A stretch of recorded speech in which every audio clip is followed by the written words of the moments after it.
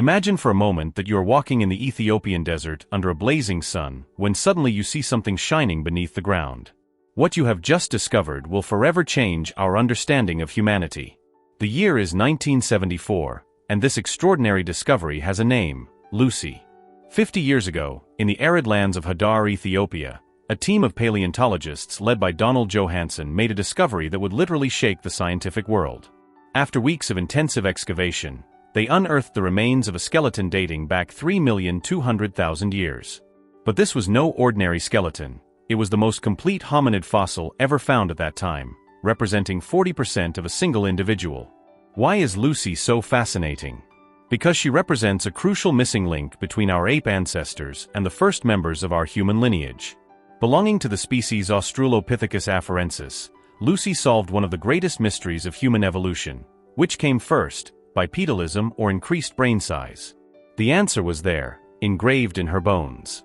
With her small brain but anatomy perfectly adapted to walking upright, Lucy proved irrefutably that our ancestors first learned to walk on two legs long before developing our current intellectual abilities. This revelation completely transformed our view of human evolution. But who was Lucy really? Imagine a young female measuring 5 feet 5 inches, weighing around 130 pounds, the size of a modern 6 or 7-year-old child. She was probably in her late teens when she died, navigating a world infinitely more dangerous than ours.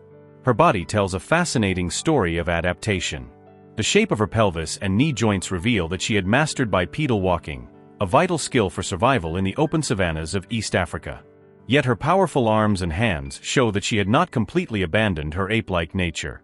Lucy was an accomplished acrobat, able to climb trees with remarkable agility, whether to search for food or escape predators.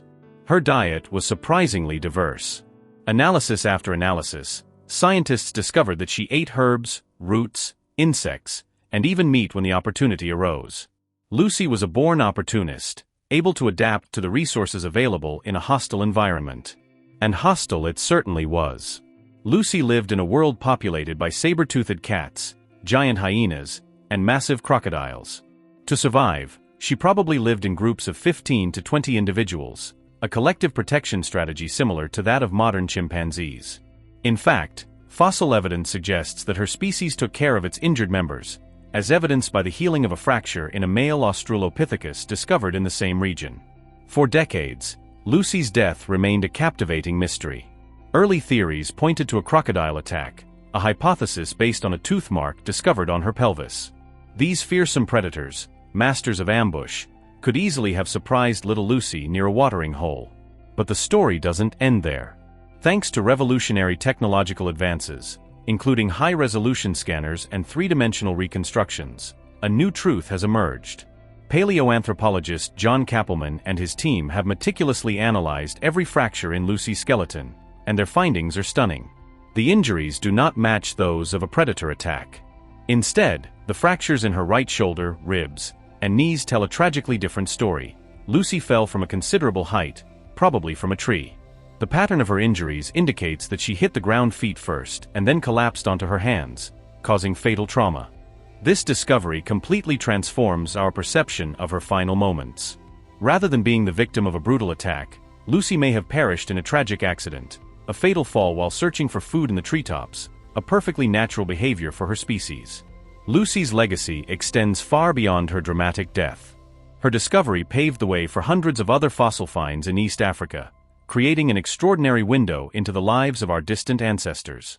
The famous footprints at Litoli in Tanzania, the discovery of the first family of Australopithecus, all of these findings enrich our understanding of this crucial period in evolution.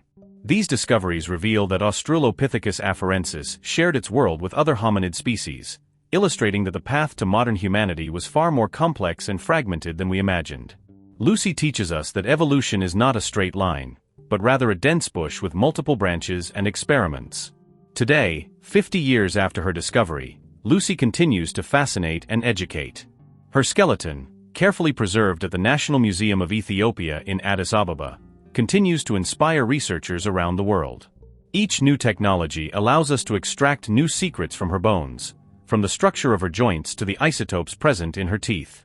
Lucy is not just a fossil, she is a symbol of our ongoing quest to understand our origins. She reminds us that we are all descendants of an extraordinary lineage that has adapted, evolved, and survived against all odds. Her 3 million-year-old story continues to speak to us today, teaching us that every step we take on this earth is part of an epic saga that began millennia ago on the African plains.